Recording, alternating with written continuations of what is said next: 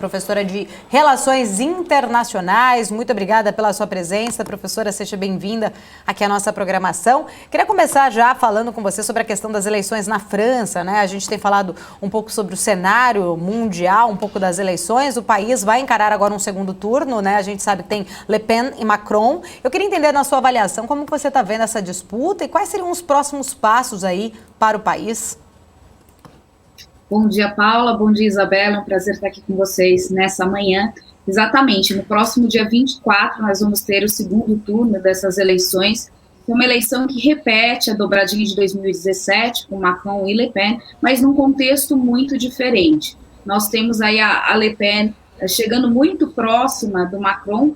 As projeções para esse segundo turno apontam, inclusive, para o empate técnico, embora o Macron seja o favorito. Então, vai ser uma disputa acirrada, diferente do cenário que nós vimos lá em 2017, onde o Macron despontava como uma figura nova, um homem jovem que veio do setor de investimentos, era ministro de economia do presidente Hollande, mas que se despontava como um novo político, uma figura nova no cenário da política francesa. Hoje, 5 anos depois, já é bem mais diferente, já se conhece o governo de Macron e ele, inclusive, tem polarizado as opiniões, são muito divididas em relação ao seu governo e à sua gestão, o que coloca agora um embate entre dois candidatos já bem conhecidos do eleitor e da eleitora. Então, nós vamos ver aí agora, nessas próximas 2 semanas, uma tentativa, sobretudo do Macron, de convencer o eleitor e a eleitora que não quiseram dar seu voto a ele no primeiro turno,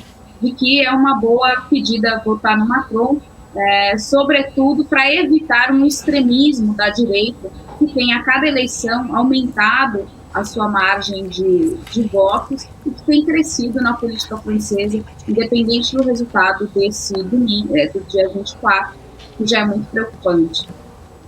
Até porque, Carol, a gente vê que o cenário econômico é um cenário totalmente diferente, né, do que se encontrava naquele ano. Você acredita que a economia deve pesar? Eles têm ali propostas bem diferentes, né, tanto Le Pen quanto Macron, né, as visões econômicas são diferentes. Le Pen é mais protecionista, né, inclusive até comparam a política econômica de Donald Trump dos Estados Unidos ao centrar compras governamentais em produtos franceses e estimular até franceses a fazerem o mesmo. Macron é mais avesso a essa linha, né, que criaria até problemas ali com a União Europeia, até a própria OMC. Você acredita que nessa disputa acirrada, o que pode pesar mais nesse momento de cenário de guerra em que a economia está muito fragilizada, principalmente na França, ali, até por conta ali das migrações, né, dos refugiados, não só da França, mas do Oriente Médio, né, a economia se encontra bastante fragilizada e os dois candidatos têm propostas completamente diferentes. Você acredita que a economia possa pesar desta vez? Olha, a economia certamente pesou nesse primeiro turno e foi justamente em cima dessa crise econômica que a Marine Le Pen procurou capitalizar. Diferente de em 2017, quando ela se apresentava com um discurso muito radical, uma candidata muito combativa com essa agenda dos costumes e uma agenda nacionalista, xenófoba, muito islamofóbica, né, sobretudo, bem forte. Dessa vez ela tentou se repaginar e se vender como uma candidata mais moderada, com um discurso um pouco mais leve e mais palatar para o eleitor, menos radical, e capitalizou justamente em cima dessa crise econômica que a França, assim como a Europa, vem atravessando. Vocês falaram sobre as projeções do FED para a inflação nos Estados Unidos. Para a gente ter uma ideia, na Europa, o Fundo Monetário Internacional avaliou agora para março uma inflação de 7,5%, o que é um índice muito alto para a economia europeia, quando a projeção no início do ano, antes do conflito,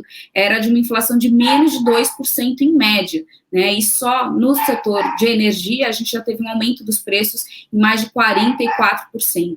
Então isso tem pesado no bolso do eleitor e da eleitora e tem contribuído para essa percepção de que o Macron é um governo, uma gestão que faz um governo para os ricos, como foi chamado, justamente por promover uma série de reformas trabalhistas que precarizaram as condições do emprego e que favoreceram, de certa forma, o empresariado, né? Então, é justamente nessa insatisfação que a Marine Le Pen tem capitalizado. Vai ser muito difícil para o Macron convencer o eleitor e a eleitora de que nos seus próximos 5 anos sua gestão vai ser diferente do que foi. Então, essa questão econômica, ela é um tema central, sobretudo para Marine Le Pen, embora o que o Macron vai buscar fazer é retomar e reacender essa imagem da Marine Le Pen como uma figura muito radical, como uma figura anti-globalização, contrária ao processo de integração europeu e bem nacionalista, que de fato não deixa de ser verdade, porque esse é o plano de governo dela.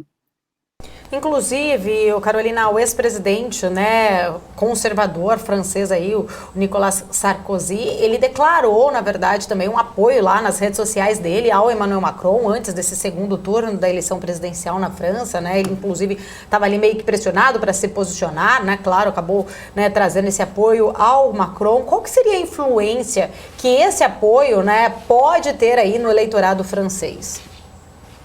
Olha, nós temos um apoio dos países de centro, que a gente viu nessa eleição, que tinham 12 candidatos, então ficou muito distribuído em partidos pequenos. Os partidos principais que ocupavam uma alternância de poder até a eleição do Macron em 2017, que são os republicanos e os socialistas, tiveram votos muito pequenos, né? Eles não passaram de 5% dos votos, o que mostra uma reconfiguração nesse cenário político. O apoio do Sarkozy certamente é importante para reforçar essa aliança dos republicanos com o Macron, mas o que vai se decidir mais nessas eleições será com quem os partidos, os eleitores das extremas, tanto extrema-direita quanto extrema-esquerda, vão se alinhar, né? Muito provavelmente que a Marine Le Pen leve os votos do Zemmour, que é o outro candidato de extrema-direita, também com um discurso muito radical, que ficou com 7,5% dos votos,